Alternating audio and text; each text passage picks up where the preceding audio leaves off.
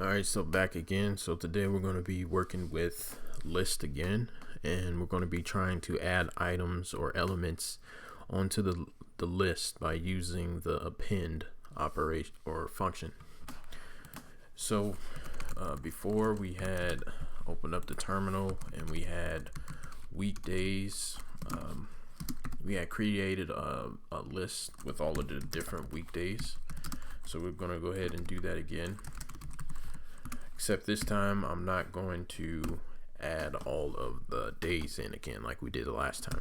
So as you can see here, we got a list which contains only Monday and Tuesday.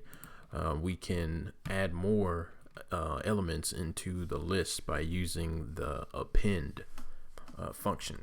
So the way that it works is you use weekdays dot append. So whenever you append something, you are adding it to the end of the list. That is usually how it works. It just adds it on to the end. So if we want to add on Wednesday, or just it's just W. Just add on Wednesday. This is all we got to do here. And then if we want to see what is inside of weekdays, not weekends, and there it is. So we added on Wednesday by using the function, the append function, as you can see here. So let's go ahead and add the rest of the days just to get some more practice done. So weekdays dot append, and let's just go ahead and add Thursday in.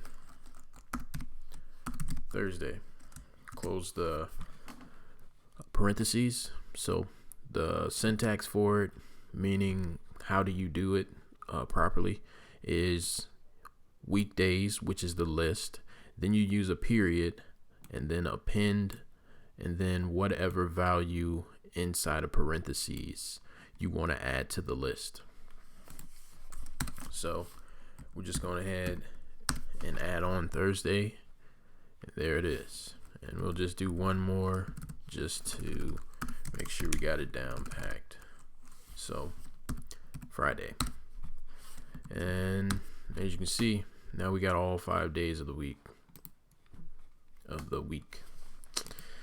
And also this also works with using numbers or whatever. So if I wanted to add the number 1 in there, I can do that, because with the list, you can have a list can be a bunch of different data types.